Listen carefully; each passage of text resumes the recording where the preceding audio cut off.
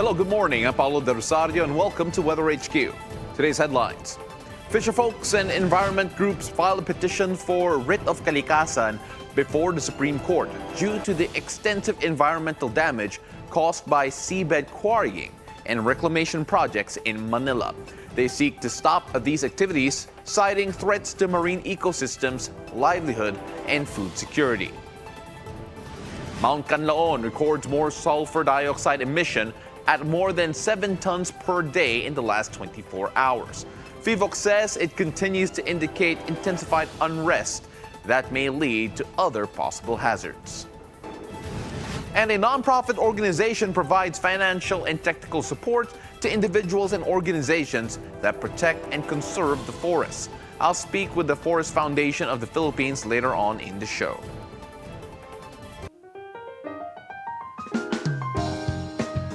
Let's take a look at the weather today. Here in the Philippines, 3 weather systems will continue to dump rains in our country. First is the northeast monsoon, which affects the northern Luzon and the rest of central Luzon. Second is the shear line affecting the eastern sections of central Luzon and southern Luzon, and the intertropical convergence zone affecting Visayas and Mindanao right here towards the south. Now, due to the northeast monsoon, Cagayan Valley, Apayao, and Kalinga, as well as Mountain Province and Ifugao, are expected to have cloudy skies with rains. Now, the northeast monsoon will also bring partially cloudy skies with isolated rain showers over in the Ilocos region and the rest of the Cordillera Administrative Region. Central Luzon will also be affected by that. Now, the shear line, as we can see right over here, will bring cloudy skies with scattered rains and isolated thunderstorms in Aurora, Quezon, Camarines Norte, Camarines Sur, and Catanduanes. Now, the ITCZ in the south will also bring cloudy skies with scattered rains and isolated thunderstorms in Palawan, Negros Oriental, Central Visayas, Leyte, Southern Leyte, and Mindanao. However, here in Metro Manila and for the rest of the country, you can expect partly cloudy skies with isolated light rains due to the localized thunderstorms. Now, let's see whether or not the sea conditions are going to be affected by these weather systems. But as for now, no gale warning is up, so all mariners are free to venture out and explore the sea. But always remain cautious and take precautionary measures for your own safety. Let's take a look at the weather conditions and the expected temperatures in different areas in Luzon, Visayas, and Mindanao, all based on the Metra weather system. Let's move on first to the northern Luzon. Let's take a look at the northeast monsoon that is bringing cloudy skies to Basco, Lawag, and Vigan. Now, temperatures over in Basco will range from 22 to 27 degrees Celsius, while in Vigan and in Lawag, you can expect cool mornings, but in the afternoon, temperatures may reach up to as high as 33 degrees Celsius in Lawag and 31 degrees Celsius in Vigan. Now, for the rest of the region, particularly in Tuguegarao, in Apari, in Baguio, and Dagupan, you can expect the northeast monsoon to bring cloudy skies with high chance of light to moderate rains. So if you're going out, make sure to have an umbrella handy, or maybe at least having a raincoat or a jacket to keep yourselves a bit dry. As you can see, temperatures still very low in Baguio, 17 degrees Celsius to 24 degrees Celsius, the range there. Now, moving on to Central Luzon. Now, here, the shear lines affecting the region, where Casiguran, Tarlac, and Iba will experience cloudy skies with rain showers, as you can see here. Now, the shear line affecting those areas with Iba in particular, with 32 degrees Celsius, 25 degrees Celsius being the low there. Temperatures in those areas I mentioned, though, 23 to 32 degrees Celsius is the range. However, in Subic, Mariveles, Angeles, Gapan, and Metro Manila, cloudy skies are expected. So you can expect light rains to happen here as well, so make sure you're prepared for that. Should be sudden light rains, though. Temperature in these areas will range from 24 to 32 degrees Celsius. Now, moving on further down south. Now, because of the shear line, cloudy skies with rain showers are expected for the entire region. Now, this is going to be particularly true in Tagaytay, Calamba, Legazpi, Daet, Avirac, Sorsogon, Romblon, and Puerto Galera. In Coron, Palawan, cloudy skies with rain showers are also expected, but this is due to the ITCZ affecting the area. Lowest temperature in these areas, by the way, is going to be around 21 degrees Celsius, and that is true in Tagaytay. Highest possible in Coron as well, 32 degrees Celsius here. Again, lowest here being in Tagaytay. So if you're going to go venture out to Tagaytay today, enjoy the cool weather. As we show you Sorsogon as well, let's just move on over the side to give it its airtime. Now, let's go down south to Visayas. Now here, some parts of the region will continue to experience cloudy skies with chances of light to moderate rains due to the ITCZ. Now, rainy weather is expected in Iloilo, Dumaguete, Metro Cebu, Tagbilaran. Temperatures in these areas are going to range from around 25 to 31 degrees Celsius. However, in Boracay, Bacolod, Tacloban, and Catarman, cloudy weather is also expected, but be prepared because cloudy skies might dump sudden light rains. As you can see here, Boracay 27 to 28 degrees Celsius, so a bit cool, and hopefully the sun might come out later on. The temperatures in these areas, by the way, will range from around 25 to 32 degrees Celsius. Let's move on down south to Mindanao. The ITCZ, as we mentioned a while ago, typically brings the cloudy skies and rain showers, and that's going to be particularly true in Zamboanga, Dipolog, Marawi, Cagayan de Oro, Butuan, General Santos, and Metro Davao. Highest temperature in these areas will be in Zamboanga and Dipolog with 32 degrees Celsius here on the west side of Mindanao. Of course, Zamboanga and Dipolog will also have the highest temperature. Lowest temperatures will be in Marawi, 21 degrees Celsius in that area in particular. Now, residents in these areas should be prepared for possible flash floods and landslides due to the moderate to a time heavy rain. So do watch out for all of that. Now, let's take a look at the rainfall here. Now, moderate to heavy rains are expected tomorrow in Quezon because of the shear line. Now, for all residents in these areas, make sure that you stay alert, be prepared for possible flash floods and landslides, especially due to the moderate to heavy rains. Now, let's see whether or not the run-up to the weekend is going to be good for you to keep you guided with your back-to-back Christmas errands. Let's check the 3-day forecast based on the Metra weather system. Starting off first in the summer capital of the Philippines, Baguio City. Those who are planning to do their Christmas shopping in Baguio's night market, I suggest you move your plans to other dates because cloudy skies with rain showers are expected to prevail over the next 3 days. Temperature in Baguio is set to range 17 to 24 degrees Celsius tomorrow, 16 to 24 degrees Celsius on Saturday, and 15 degrees the lowest expected on Sunday. Still really cool though in Baguio. If you're going to be there over the weekend, do enjoy the cool weather for us, but stay dry in the process. Now moving on to the city of love, Iloilo. Cloudy skies with low chances of rain are expected tomorrow with 25 to 31 degrees Celsius being the count. Now on Saturday and Sunday, on Saturday, the sun will show up and will give you a partly cloudy weather conditions. On Sunday, a bit of a rainy church day is expected. So if you're going to go out to Mass, make sure you are wearing your rain gear and are ready for potentially wet weather. Now, temperature on Sunday will be from 23 to 30 degrees Celsius, so a bit cooler here, actually 24 to 29 as we have here as well. Now, moving on to Cagayan de Oro in Mindanao, cloudy skies with rain showers will continue until Saturday. But don't worry because the sun will show up on Sunday and give you a bit of pleasant weather. Actually, it'll be a bit cloudy there as well. Temperature starting tomorrow will range from 23 to 30 degrees Celsius up until Sunday. Now, when we return, let's talk about the conservation efforts on Philippine forests. We'll be back after a quick break. Stay tuned. You're watching WeatherHQ.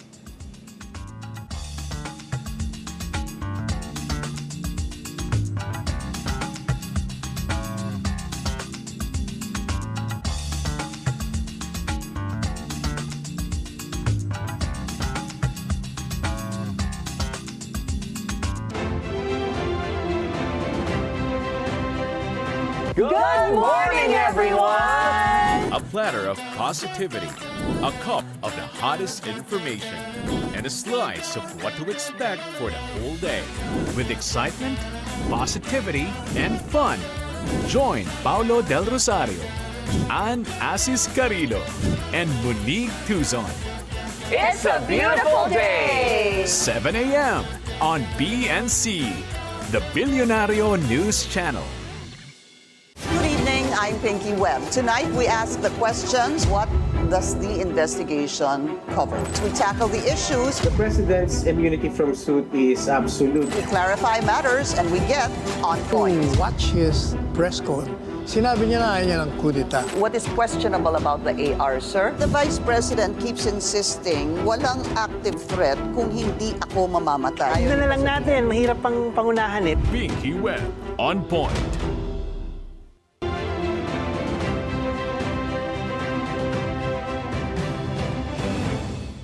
Welcome back. You're still watching WeatherHQ. I'm Paolo del Rosario. A nonprofit organization provides grants and technical assistance to individuals and organizations that protect and conserve the forests. Now, joining us via Zoom is the Forest Foundation of the Philippines Deputy Executive Director, Attorney Aya De Leon. Magandang umaga, Attorney. Thank you very much for joining us. Hi, good morning, Paolo, and to the viewers. Nice to be here. Attorney, let's talk first about the urgency of the situation and the amount of forest cover left in the Philippines. Why is it important to conserve them now in particular, and just what is the status with regard to the forest cover? Yes, that's a very important question. So as of 2022 Philippine forestry statistics, it is estimated that out of the 30 million hectares of the Philippines land area, only 7.22 million hectares of total forest cover is left. So that's only around 24% of the whole country has any remaining forest cover. So that's quite small. Considering back in the 1930s, let's say we had 17.8 million hectares of forest cover, now down to around 7.22. And of course, I think most of us understand the value of forest, that the value that forest provides in terms of yung oxygen, yung water supply, keeping mountains stable para ma-avoid natin yung flooding and landslides, pagkain, gamot, kabuhayan, a home and habitat for many, many species and animals, flora and fauna. So I could go on and on about the value and importance of forests. And as it stands, merong trend of decline of our forest cover. You mentioned the trend of decline, and of course, I don't know if we actually had the numbers for it based on the last number you gave. I believe it was around 2022. But then, what has the Yes. foundation done to help arrest the decline? And of course, the question is there hope that not only do we arrest the decline, but actually recover some of that space, that forest cover? Yes. So the Forest Foundation is, like you mentioned, a forest conservation organization. We have been around for almost about 20 years. And we provide grants and technical assistance. And since we started giving these assistance, we have already funded around 300 plus projects, more than 1,000, almost 1,600 areas of restored forest lands, hectares of restored forest lands. Improving forest lands also, aside from restoration. But not only that, we work very closely with communities. So it's not only about the trees that are standing, but how are we supporting the communities and the people who depend on the forests that are also the protectors of the forest. So the people who live in or close to the forest are also their protectors. We have also supported more than 200 community-based organizations through our grants and technical assistance. And we've supported community-based livelihoods also. So dun sa question na is there hope? Yes, there is hope. Otherwise, we wouldn't be, putting in all these resources and all these energy, working with our partners at the community and also in government to ensure that we are taking stock of what remains and really understanding the needs so that we can arrest that decline and continue improving, especially working with communities who really rely on these forest resources. It really feels like there are a lot of projects that are happening, a lot of groups that are being supported by this with terms of the grant and the funding. Are there any priority projects that your group is particularly excited about? We actually work in terms of one approach that we have is in terms of landscapes. We have a sustainable landscape approach. So it's not so much a priority project, but looking at where we can be most effective in terms of our resources. So nasaan pa ba yung pinaka-sensitive areas natin in terms of forests? Yung mga pristine forests natin na kailangan protektahan bago mawala, bago ma-degrade. So our focal landscapes in terms of forest protection include Sierra Madre. I think madalas natin naririnig sa balita yung Sierra Madre sa Baguio, di ba? The value of that mountain range. So that's one of our focal areas. We also work in Palawan, one of the remaining frontiers for environment and biodiversity in the Philippines, in Samar and Leyte, which is very much affected by our typhoons and other natural disasters, and in Mindanao. There's a lot of still standing, valuable ecosystems there that we want to protect. But aside from these focal landscapes, madami po kaming grant programs, no, depende sa focus. So it doesn't need to be limited to these areas. We also work in small island ecosystems. We know na sensitive yan to climate change pag may bagyo, may sea level rise, and also mangrove areas. So if you will check out our website, there's a lot more detail there on the types of grants we provide, from small, medium to large, so ranging from as small as 500,000 pesos all the way to 24 million pesos for our large grants, depending on the type of project and where the project will be conducted. Well, I'm sure there are some ears that did perk up once you mentioned the amounts being given out for the grants and the funding. But the question is, who can avail of these grants? And of course, what is the process like and who approves these grants? Yes, that's a very good question. And we, first of all, we welcome different types of applicants or proponents to apply for our grants, although we can only download these resources to non-government organizations. They can be registered, so yung mga formally registered NGOs, they can be community-based organizations recognized by the local government units. So depende po kung anong kind of organization and the kind of project, but they have to be non-government. So we are not able to provide grants to government, but we work very closely with them. They are our partner in many, many initiatives. We encourage yung collaboration na yun at the national and local level, but the resources will go to non-government entities. Pwede din yung universities, co-ops, ganyan. And the process, it's quite straightforward. In our website, there is a section where you can look for, apply for a grant. Nandun po yun, and then nandun yung instructions. You put in the information that we need in terms of how much resources, saan gagawin, ano yung project, sino yung involved, etc. It goes through a technical evaluation process with our technical staff. So may foresters po kami, envi planners, people working on coastal and marine issues, biologists, etc. After we evaluate at the technical level, it goes up to our board of trustees who makes the final decision on our grants.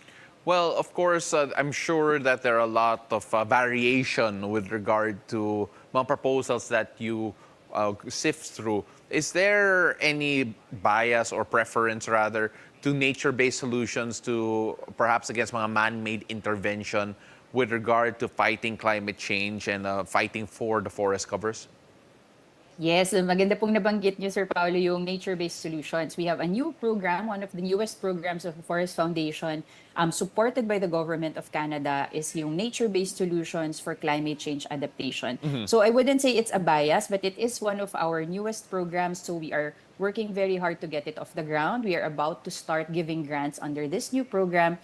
And hindi naman siya not man-made. No? When we say nature-based solutions, it's essentially man, or not man and woman, men and women, working together with nature to strengthen. Parang, ano ba, we want to work with what nature already does. So for example, we already know the services that the forest provides. Instead of inventing new ways to do forest conservation, let's look at how the forest functions, how the trees capture yung water to prevent flooding. How do we strengthen that? Is it through planting more trees? Is it adding siguro mga simple technology?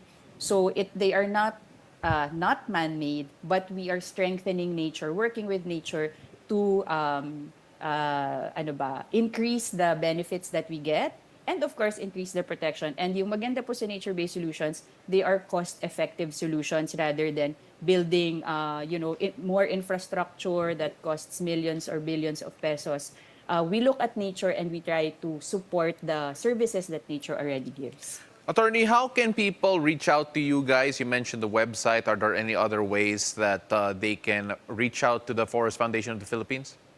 Yes po. So the website is I guess that's where most of the information is. If you really want to learn about our work, our website is forestfoundation.ph.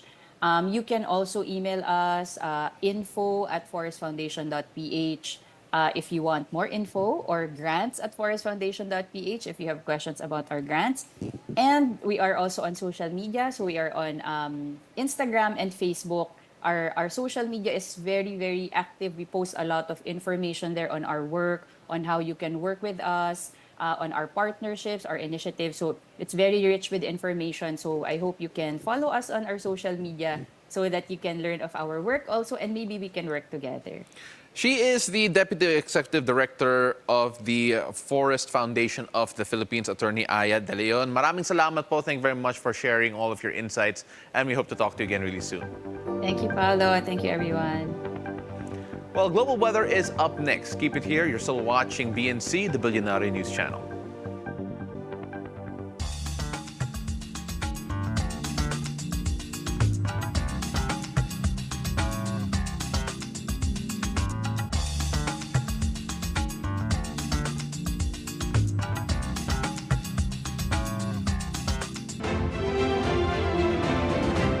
In the world of business, expansion is inevitable.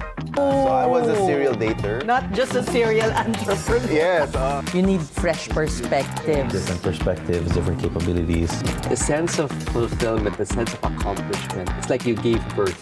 The relationships we have, how we treat our people. For me, that is the essence. I'm Ces Orenia Drilon at ito ang Usapang Bilyonaryo.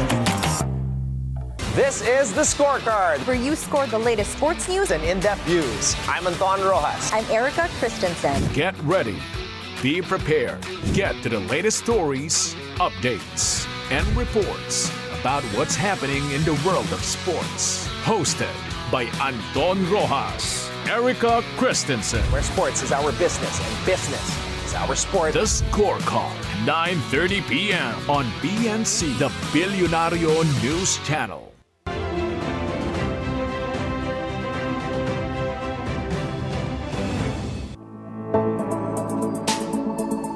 Welcome back to WeatherHQ. Let's take a look at the global weather.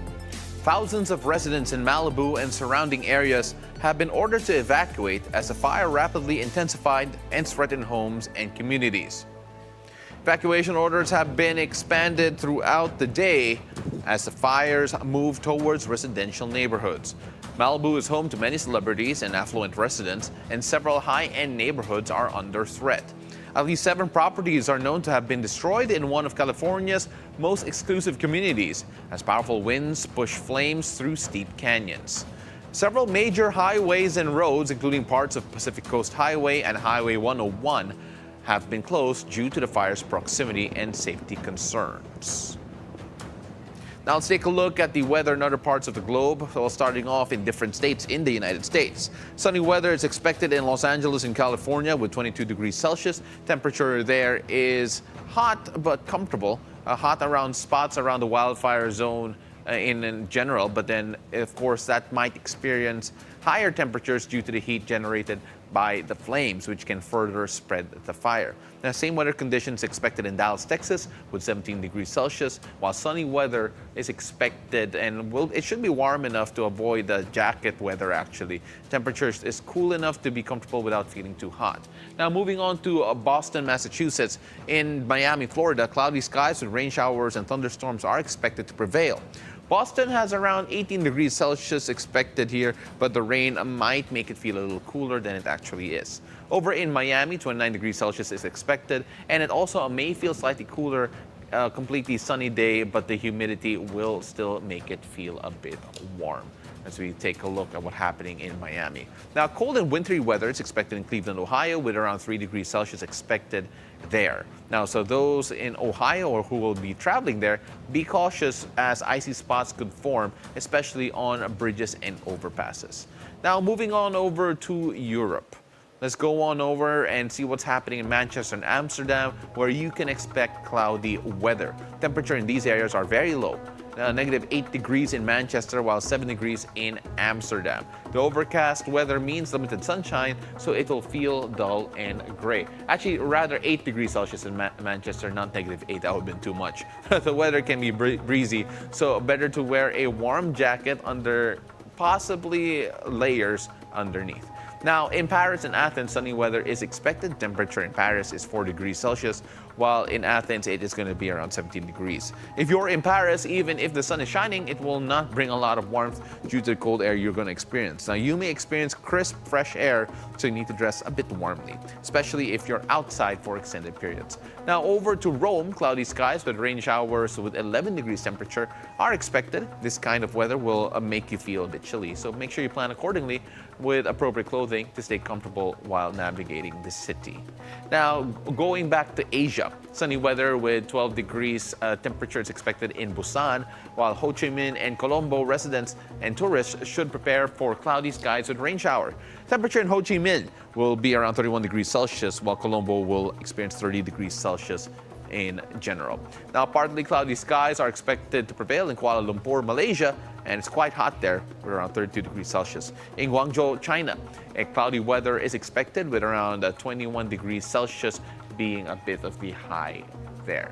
So make sure that you do plan accordingly. Cloudy weather will provide some shade. It may feel a bit cooler than a sunny day, but still quite a bit comfortable. Moving on to the land down under, let's go to Australia. Cloudy skies with rain showers are expected at Batchelor, Hobart, and Townsville.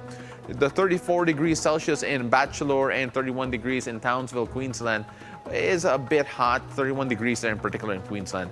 Make sure that you plan accordingly because you're going to feel the heat kahit maulan. So a bit hot there despite the rains. Now, the rain may offer brief cooling periods, but the temperature will remain relatively high no matter what, so it will still feel warm and uncomfortable at times. 90 degrees in Hobart, Tasmania will make the day feel a bit gloomy, but expect light to moderate rains and make sure that you carry an umbrella or wear waterproof clothing throughout the day. Over in Canberra and in Melbourne, though, sun will show up and temperatures are quite high. It's ideal to wear light, breathable clothing to stay cool during the day. Again, summertime in Australia, weather could become a bit oppressive.